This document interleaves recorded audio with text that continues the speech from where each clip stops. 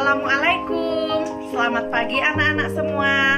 Materi pelajaran kita pagi ini adalah sifat-sifat operasi hitung pada bilangan bulat.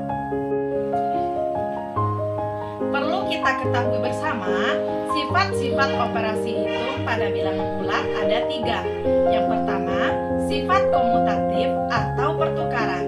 Yang kedua, sifat asosiatif atau pengelompokan. Dan yang ketiga, sifat distributif atau penyebaran. Jika kita sudah memahami 3 sifat-sifat ini, kita akan menjadi lebih mudah dalam melakukan penghitungan pada setiap operasi hitung bilangan bulat dan belajar matematika terasa lebih gampang. Pada pertemuan kali ini, kita akan membahas sifat yang pertama, yaitu sifat komutatif atau pertukaran. Mari kita saksikan videonya sampai selesai.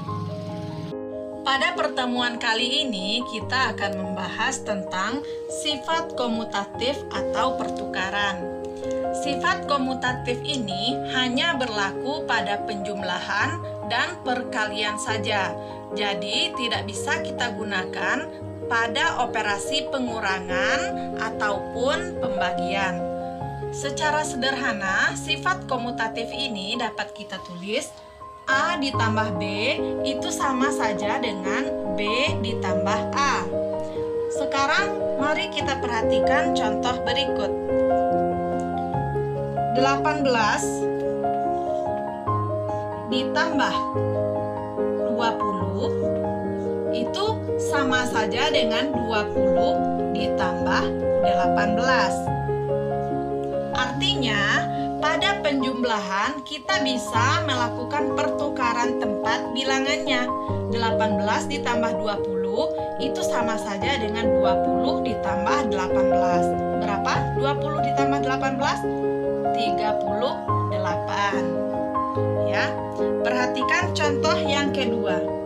Negatif 25 ditambah 15. Nah, sifat komutatif yang kita gunakan bisa menjadi 15 ditambah negatif 25. Masih ingat cara melakukan penjumlahan bilangan bulat dengan menggunakan kancing pada pertemuan kita sebelumnya?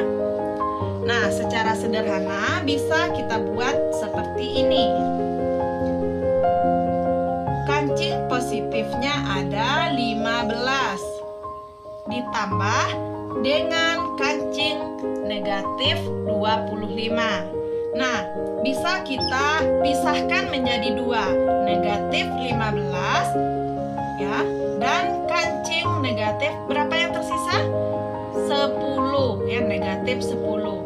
Positif 15 dan negatif 15. Mereka sudah berpasangan dan nilainya 0. Jadi hasilnya adalah negatif 10. Contoh yang ketiga.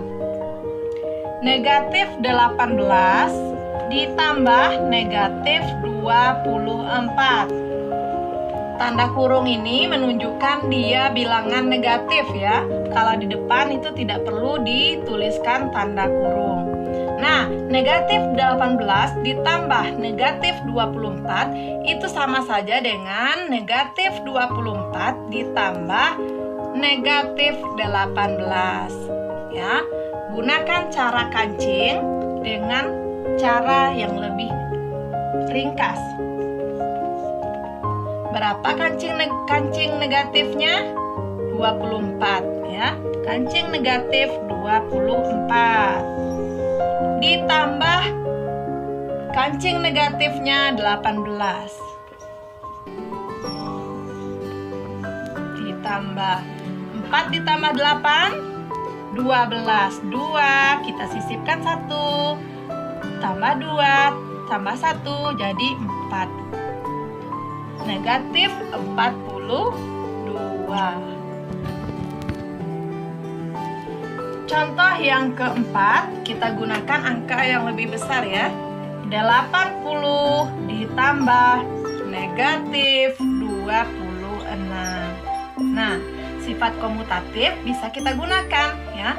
Negatif 26 ditambah 80. Nah, kamu bisa gunakan cara yang pertama atau yang kedua.